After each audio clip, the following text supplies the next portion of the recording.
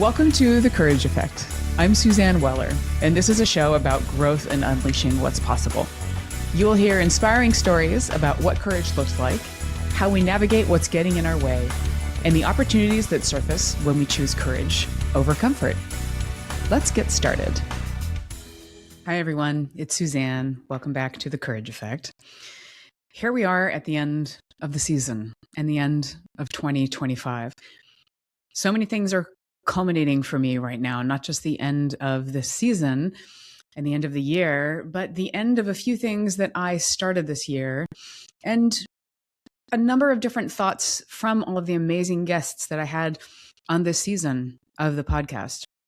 So today's show is going to be reflecting back to a lot of those conversations, some of my favorite quotes, what I'm pulling through with me, those that stay with me. There are more than I can even bring to you right now. I hope that maybe you'll have an opportunity to go back and to listen to some of those shows. But I really want to talk about what my guests brought this year. What were some of the themes that really came through? One theme for me in particular, and what am I personally anchoring on right now in my life and as I look ahead? Because I believe that some of what I'm going through right now will resonate with many of you. So let's kick it off. As I think about this past season of The Courage Effect, I am truly struck by how each conversation revealed something unexpected about what courage actually looks like in practice.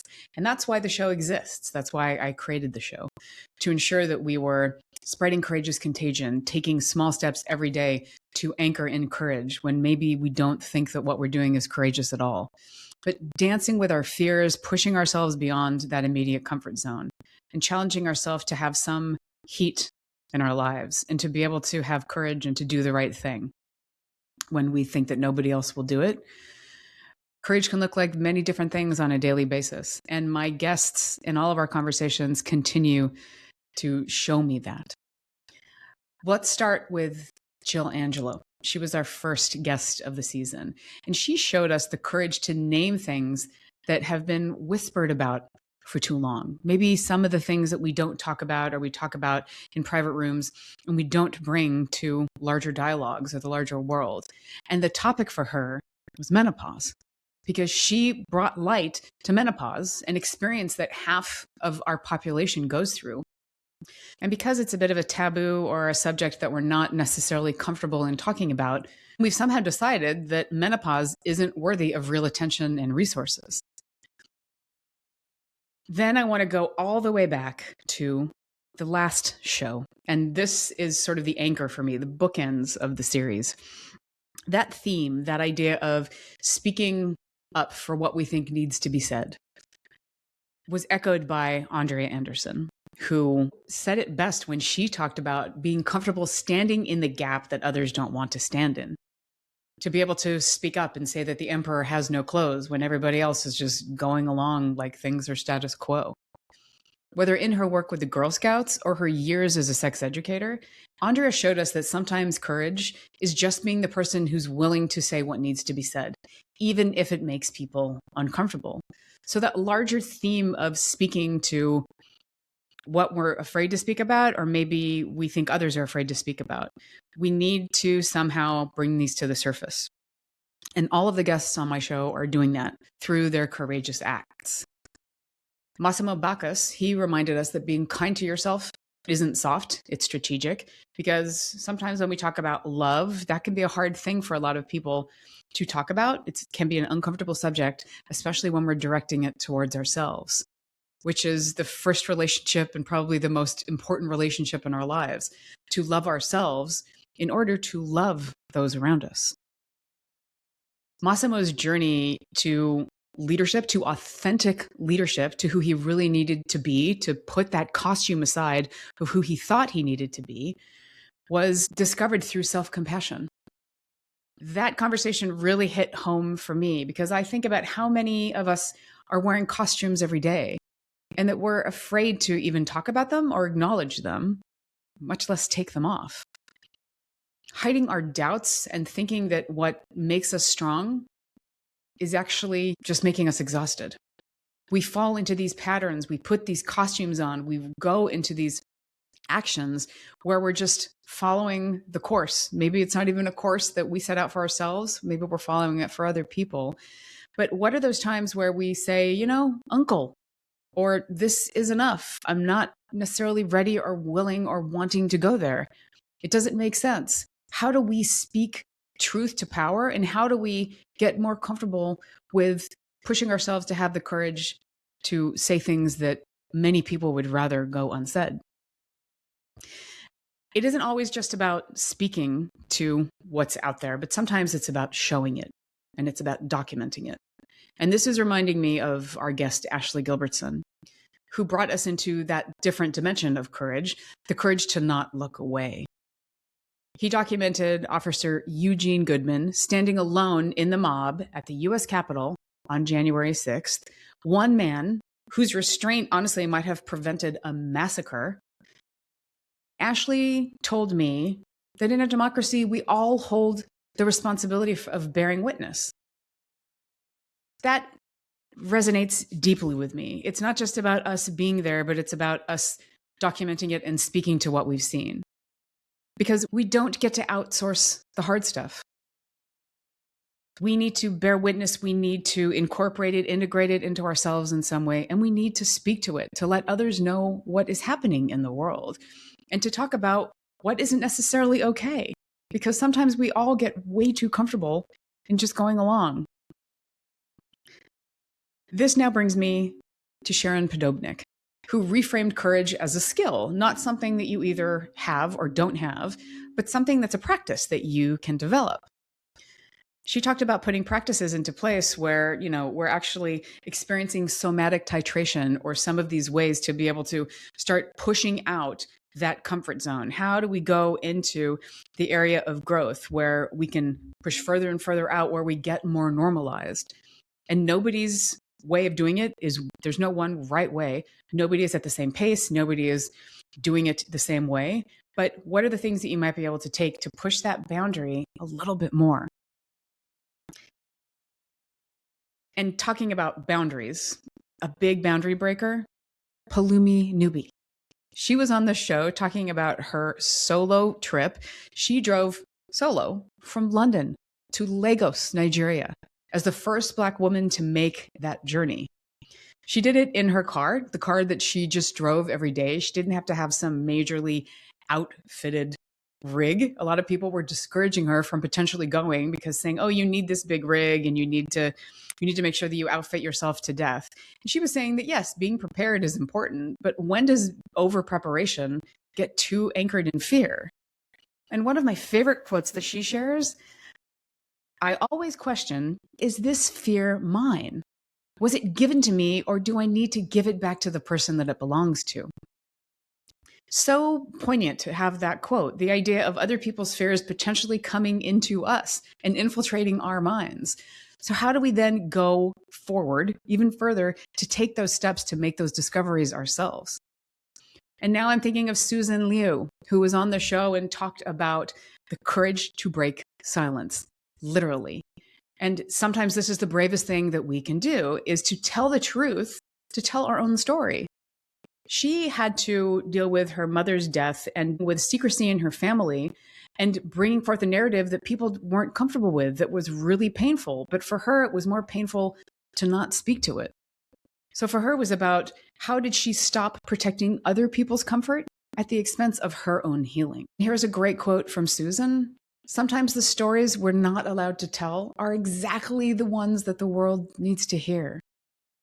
So again, I want you to think about how can you take these courageous steps to speak to something that you think a lot of people might rather have unspoken, to see and to witness something when maybe you'd like to look away or others don't want to acknowledge that it's there. And maybe sometimes this is just in our day-to-day as far as asking for help, not only for other people, but for ourselves. Having the courage to not know the answer, having the courage to enlist the help of others and to understand that not everybody is going to be at the same level that you are. I was really struck by my conversation with Patricia Bravo about empathy in the workplace, especially with leaders. It feels so timely because empathy in our world right now is really under attack. And it takes courage to lead with empathy because it requires being vulnerable and to admit that you don't have it all figured out. And that is actually not a weakness, that is a strength. Her ideas are reinforced in another show with Lisa Fain, who talked about developmental networks and the importance of looking outside of yourself to enlist the support of others and to work on what is figure-outable, a great quote that she brings in, because ultimately she says everything is figure-outable. Maybe you just need to enlist others to help you to do just that. Michelle Smith, another fantastic guest on this show, she reminded us about democratizing arts and culture and that access matters, that a lot of people in our world don't have access. How do we establish access? And how do we speak to the fact that not everybody is able to take advantage of some of the things that we take for granted, like arts and culture? Maybe when are we locking it up? Maybe when are we limiting it or keeping it from some people? And when we talk about these things, not a lot of people talk about the democratization of arts and culture, but these are the stories that we need to talk about. We need to talk about these situations and create some change. Because this is where courage makes superhuman feats, or maybe what feel like superhuman feats, more about human moments, more about allowing each other to be recognized and to be the tide that lifts all boats, to come together and to be figuring it out together. How do we have the courage to not know necessarily what we need, to maybe ask for others, but then again, to talk about things that are uncomfortable and to show that sometimes we need to stand in the gap. Because I got to tell you, there's a lot of gaps right now. There's so many places in this world where we are told not to go, where there is misalignment, where people just are looking at it. I mean, we're all overwhelmed. There's so many places where we're not necessarily prepared to step, but maybe we can step in a smaller way. It doesn't take jumping in and going right into the deep end. Maybe what's a way that you can start to bring yourself into that gap in a comfortable and sustainable way. This season reinforced on so many levels that courage is contagious. And it takes a lot for us to also realize that we don't always have to ask for permission. I know that a lot of us don't think about that, like, well, I'm not asking for permission to do something, but maybe you are. Maybe you're waiting for somebody else to give you a thumbs up or for you to take a chance, or something else feels risky, but you need somebody else to tell you that it's okay. When do we get to give ourselves permission? And when we talk about courageous contagion, that's all a part of it. Hearing these stories hopefully reinforces the importance of why we're here. It's not to give you permission, but maybe it's realizing that you can give yourself permission. You don't necessarily need it from other people. When I'm thinking about it more, courage really is about giving yourself permission to take risks and giving yourself permission to be human. And maybe that's the real courage effect. Thank you, every guest on this season, every story, every laugh, every word, every tear. You all have brought so much to me, and I know that you have to our listeners as well. Thank you. And if you haven't listened to these shows, check them out. I will put a list of all of them with links in the show notes. And maybe you want to go back and re-listen to some. I've been doing that, and it's amazing, just all of these little gems that I'm pulling out that are really resonating with me differently every time. It hits different. And now as I'm looking back on the year, there's so many various things that I'm reflecting on, and these gems are empowering me to do that and giving me the opportunity to give myself permission to look back, to reflect on the things that were great, the things that were really hard, the things that I learned, the things I want to take with me into next year, and the things I want to throw into the dumpster. All right, everybody, we need to pause for a quick break, and we will be right back. Stay tuned. Each episode of The Courage Effect offers you a chance to meet inspiring guests, hear their stories, and spread what we call courageous contagion. The podcast's mission is to amplify courage in your lives, workplaces, and communities. So how can you be a conduit for courage and support this podcast? The best no-cost way is simple. subscribe or follow The Courage Effect, and leave a comment or a review. You taking the time to do this helps us get the word out, to reach more people and amplify what's important to you. It also ensures that you won't miss any future episodes. I'm so honored that you're a part of this community, and I'm glad you're here. Now back to the show. I'm going to transition us into looking ahead. And if you're listening to this, maybe not in December of 2025, doesn't matter if it's next year. Let's just talk about the future. Let's talk about the road that you are looking down and what you potentially want that to look like. One of the things that I am sitting in quite deeply right now is the idea of this being a tough year for me, in that I was dealt different hands of cards that I didn't expect. What I was preparing myself for a year ago isn't necessarily what surfaced over the past 12 months. And some of the things that I had no idea that were opportunities, I had the ability to consider them, to be discerning, and to move ahead, to do the hell yes and go for it, or to step back and to maybe say, not now, or maybe not ever.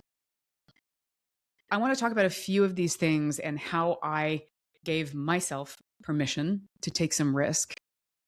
And one quote that is staying with me, in addition to all of the quotes from this larger season, but one of the quotes that is resonating so deeply is from Ashley Gilbertson. The harder the work is, the better the work will be. When you get really deep into it and you want to stop, that's exactly the moment where you have to try twice as hard. Yes. That is exactly where I am in so many different times, where things feel really, really hard. And I need to have an idea of, why do they feel hard? Is it some small thing that's friction that I can get rid of? Or if it is core and if it is deep and it is hitting in my gut, I know I need to spend more time there, even if it's the last thing that I want to do. So that is really where I am now, is looking back on a lot of really hard stuff and what it gave me, what it challenged me to think, and what it challenged me to do. I also realized this year, and this is one of the things that was a shining light in my year, was the program that I did through Heroic Public Speaking. I went to New Jersey 4 times this year for this program, and I don't regret a minute of it. It was so valuable, and it gave me even more than I expected it to. Not only did I have people coaching me to write my speech and how to edit it, but then how to perform it, how to make it into something that I didn't even know that I was necessarily capable of. And there is something about getting up on that stage and putting yourself in this incredibly vulnerable situation, presenting to people, speaking to a community, and especially when it's something that you've written. So even more vulnerable. The levels of vulnerability were just stacked up. And it put me in this beautifully creative but hard place where sometimes I was really overcome with emotion around, what am I really trying to tell people right now? And how do I not just tell them, but show them? And why am I even up here? Same thing with this podcast. Why am I even having these conversations with you? Why does it matter? And how do I express to other people, not just force my opinions or my ideas on them, but give them an opportunity to think and to see some similarity in our different experiences? The faculty, the staff, the people that were in my cohort, so many amazing experiences. I can't say enough about this program, how it challenged me and how it pushed me. I'm going through my notes of the program just from listening to the faculty. So many memorable things and so many things that I have spent hours literally journaling on and pontificating on, and I'm sharing some of them with you now. But one quote that I really loved that kind of encapsulates my larger heroic experience, and I think really encapsulates where I am sitting right now, is from Stephen Pressfield. And the quote, which is also the title of a book that he wrote, "Put your ass where your heart wants to be." Put your ass where your heart wants to be. This was one of the things that I realized, is that I am holding myself back in various ways with even how I'm communicating. I'm a podcaster, I'm a a speaker. I am talking to the public, I'm talking to strangers all the time. And I don't have a fear of that. But there are ways that I am not showing up as my whole self, or that I'm not fully bringing an experience based on limiting beliefs or something that is sitting in me. I am not always putting my ass where my heart wants to be. How can I continually do that? And how can I do that in a way that is even more fulfilling than it is now? That I'm pushing a little bit further and taking more risk to get bigger payoff. So this is one of the things that I'm leaving with you. How can you take steps into courage to put your ass where your heart needs to be? What are the things that maybe you're not giving yourself permission to do or to think or to say? Do they matter? And if they matter enough that you want to do something about it, what might that look like? Think about the ways in which you might be limiting yourself in some way, where you don't want to get embarrassed, or maybe you want somebody else to give you some sort of approval. Or maybe you just want to make sure that it's okay. Do you need to ask other people for that? Sometimes, yes, you very much do. Consent is incredibly important, and you want to make sure that you're not doing these actions at the expense of other people. But when we get to a point of realizing that we haven't necessarily given ourselves permission or allowed ourselves to do something, what might be the obstacle? Prompts to think about. What am I waiting for permission to do? Who am I waiting to tell me it's okay? And what am I tolerating that I no longer want to? Ooh, that last one. What am I tolerating that I no longer want to? That's the thing. I mean, when hard stuff happens, it forces us to really sit with what we have, what we don't have, where we are, where we want to be, what we love, what we want more of, and what we want less of. And for me, it's about what are some of the things that I'm doing that I don't want to tolerate anymore. There's so many things in this larger world that I have been tolerating. And there's also so many things in our larger culture, in our larger society, and in our country that we have been tolerating. Maybe it's time to not tolerate it.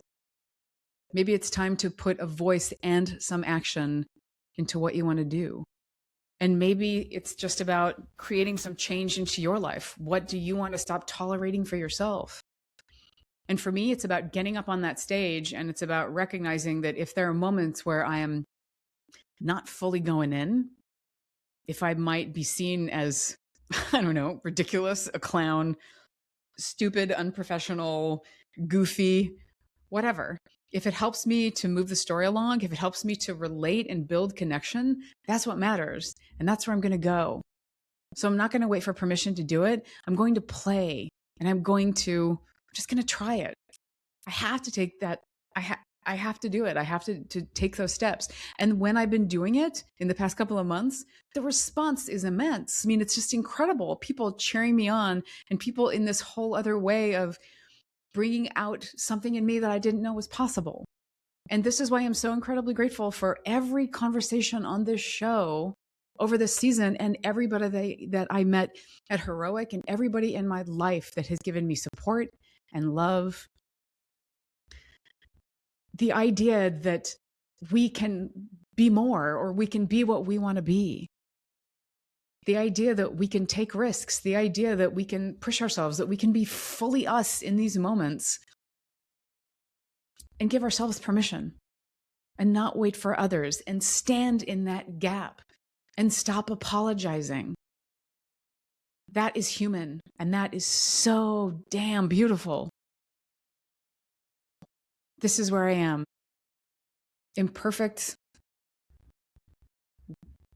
me, human Suzanne. And I hope that the same is true for you. I want to encourage you to step into those spaces where you might be a little afraid to go, or maybe you're really afraid to go. We're going to have more coming up on the Courage Effect next season that reinforce some of these themes. And I so appreciate you being here, you being a part of my community, and you cheering me on as you cheer each other on. And if you need to be cheered on, speak up, ask for it. and list the people in your life that you need support from. Or think about people that aren't in your current network or your communities right now that maybe you need to meet. Maybe some people that you need to bring in to expand that comfort zone, to get into these new places and to realize something that you didn't even think was possible. So there you have it, the end of the 2025 season of The Courage Effect. I sit here in gratitude. I sit here in grace for myself and for others, and just massive appreciation for what is next. We need so much more to be next. And what I mean by that is we've done a lot, but we've also gone back in a lot of ways over the past few years. We tend to blame other people for it. Maybe we blame ourselves for it. Let's stop blaming. Let's stop discharging pain through blame and create some change, and do that by speaking up and by telling stories and by showing what's in the world, bearing witness to hard things, standing in that gap of discomfort, not apologizing. I hope that next year is full of kindness and joy. We have to make sure that we are not taking steps and being courageous at the expense of others, but that we're doing it for the right reasons, that we're doing it for positive change. Let's take inventory on what really matters to us, to our communities, to our larger world. What are the things that we want to change? How can we create positive change in our world? And how can you be a part of it? I encourage you to think about that, and to think about what you don't need somebody to give you the thumbs up for, or to say it's okay, but to start pushing the envelope and seeing what's possible, and stop apologizing. Let's all get a little risky together. Let's push whatever comfort zone we need to. Let's be courageous. Thank you, everybody. I will see you in 2026. We'll be back in the spring. I will be sharing some of our listener favorite episodes, because a lot of them might be new to you if you haven't heard them yet, or you might want to think about bringing them back for another listen. So many gems, so many things to help you through the holidays, to make you laugh and to make you think differently and to make you step into courage. Thank you with so much gratitude. Be well and stay courageous. The Courage Effect is brought to you by Weller Collaboration. If you're looking for a leadership coach, maybe a speaker or a consultant to help you or your team be more courageous and adaptable, we would love to have a conversation. More information is available via the links in our show notes. Please spread the word about the Courage Effect. You taking a few minutes to rate or review your favorite episodes or share them with people in your universe makes a big difference. And don't forget to subscribe so you never miss an episode. For more information about the show, me, our amazing guests, or you'd like to apply to be a guest on the show, please contact us via our website at thecourageeffect.com. It takes a village to bring this show to you. I want to thank Dave Nelson for composing our theme music, and I am your host and sometimes producer, Suzanne Weller. Thank you again for listening.